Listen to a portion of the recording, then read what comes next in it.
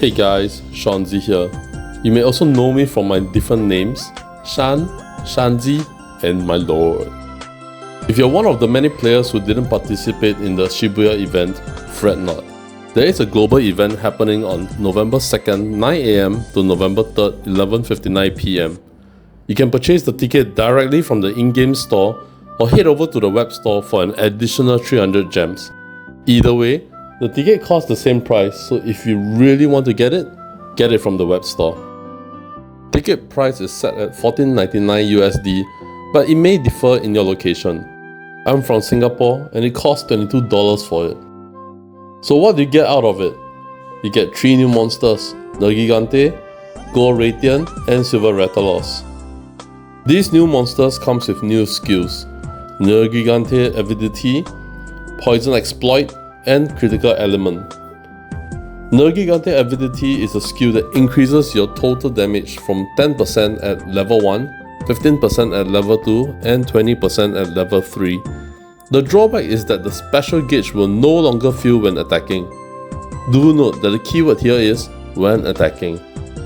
Evasive Concentration is a skill that feels special gauge after performing a perfect evade.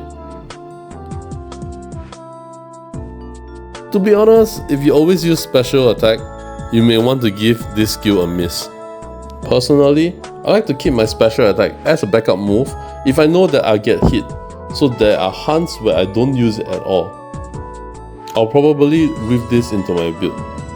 All armor pieces comes with Nergigante Avidity, but I would like to specially mention the gloves and boots. Gloves comes with 1 level of offensive guard and 1 level of guard. This works great with Charge Blade and Lance if performing Guard Point and Perfect Guard is your cup of tea. Boots come with 1 level of recoil down and 1 level of reload speed. Up to now, Coral Poke Koi is the only one that has 1 level of recoil and reload. With Nergi's boots, you get the same thing plus Nergigante Avidity. This also opens up more options for light bowgun and heavy bowgun builds. Poison Exploit is a skill that increases damage against monsters afflicted with poison. Just at level 1, you would already increase your damage by 30%. At level 5, you do an extra 100% damage. Critical Element is a skill that increases your weapon's elemental attack power when you land a critical hit. This is not a time period buff where it lasts for a certain amount of time, no. This is a buff to your weapon's elemental attack power as and when you land a critical hit. At level 1, your elemental attack power would increase by 30%, and this goes up to 80% at level 5. Do note that the buff is only to your weapon's base elemental attack power, and so it does not include values from other sources such as elemental attack. This is an interesting skill, but on paper, it does not work well with some weapons because of how the stats are allocated. Some weapons from monsters, like Silver Rathalos, has high raw but low elemental attack. It does not make sense to use crit element on such weapons with such low base elemental attack. There are lots of online chatter about how this is a sick skill, but check your weapon stats first. This will do well with weapons like Mizusune, where the raw attack is low, elemental value is high, and it comes with innate affinity. At grade 10.5, Mizu weapons has 1436 water attack with 20% affinity. Stats wise, the weapons have a higher raw value with slightly lower elemental value. Both gold and silver weapons also come with 30% affinity at max level. For Charge Blade, Gold Radiant and Nergigante uses Impact Foul, while Silver Rathalos uses Power Elemental Foul. Gold Radiant Charge Blade is a poison weapon, and it comes with 2 levels of Poison Exploit, so that should work well with your Jibaboom attacks. However, I'm not too sure about Silver Rathalos. Silver Rathalos Charge Blade is Fire Element, but remember, the crit element only kicks in when there is a crit attack. The strong attacks in Charge Blade movesets are the AED and SAED attacks. These attacks do not crit, so crit element does nothing when you use AED and SAED.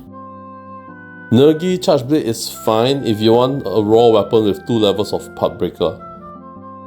For Gunlance, Gold Raytheon uses normal shot, Silver Referral uses long shot, and Nergigante uses wide shot. Let's take a look at this table. All you Gunlance users should take a look at this table. Normal shot does best in burst fire, long shot does best in charged shelling, and wide shot does best with uncharged shelling. Gold Gunlance could work well if you manage to pull off burst fire when the monster is poisoned. However, burst fire is only at the end of a long string of combo, so you may not be able to use it as and when you would like without getting hit.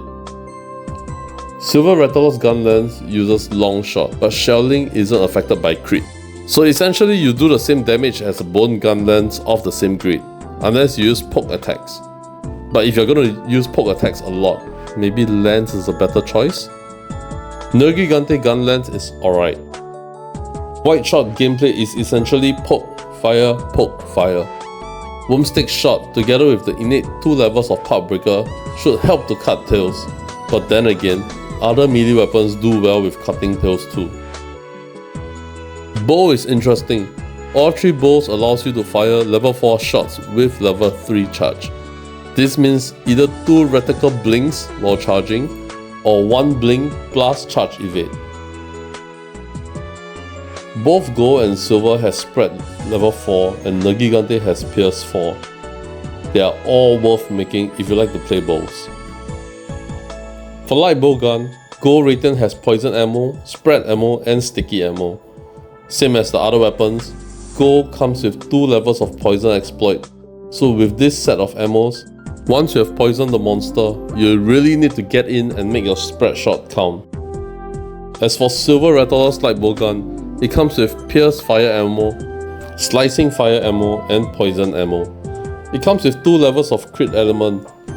The good thing is that Pierce and slicing are affected by affinity, so this could potentially be a great weapon.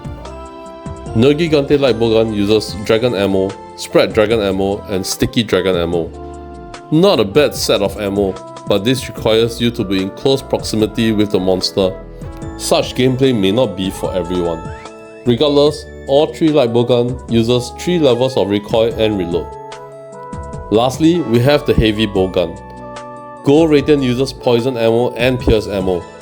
This will be one of the better raw weapons that you can consider because of how the ammo synergize with the skill. You only need 1 level of recoil and 3 levels of reload for this. There is no heavy bowgun for Silver Referrals. As for Nergigante heavy bowgun, it uses spread dragon ammo and sticky dragon ammo. You need 3 levels of reload and 2 levels of recoil for this weapon. You may want to consider defensive loading too, since with spread ammo, you will want to be close to the monster. Okay, back to the event. This event allows you to forge exclusive armor and weapons. I'll skip them all and share what is really important. Both light bowgun and heavy bowgun comes with paralysis ammo. At the moment, these are the only 2 ranged weapons with paralysis. If you belong to a hunting group but you're just not that good at the moment, you may want to consider the Carnival light bowgun and heavy bowgun. Armor wise, there's only one armor that's really good. That is the chest piece. It comes with 2 levels of crit eye and lock on. Essentially, it is like the Odogaron's chest piece with lock on. It says here that the traits will change based on the star level difficulty of the monster that you hunt. I didn't attend the Shibuya event, so to be honest, I don't know what this means exactly. I don't wish to throw a smoke screen and say some nonsense like Devil Joe can appear from a Zuzuyaku hunt. When this event is active, large monsters respawn every 30 minutes and you have a 2-day long Wonder Droplet. The most important bonus is that all Hunterthorn and Elder Dragon interception has no cooldown. You get to do as many as you want. You must be at least HI 11 to participate. Well, yes, you can participate at HI 11, but maybe you shouldn't. You can, but you should not. Event quests will only be available during event time. You'll also be able to purchase event tickets until 2 hours before the event stops. Well, if you're already late, well, please just skip it. This ticket is just for 2 days, So if you only have a few hours, maybe don't waste the money. But it's your choice, your money. Lastly, tickets are non-refundable.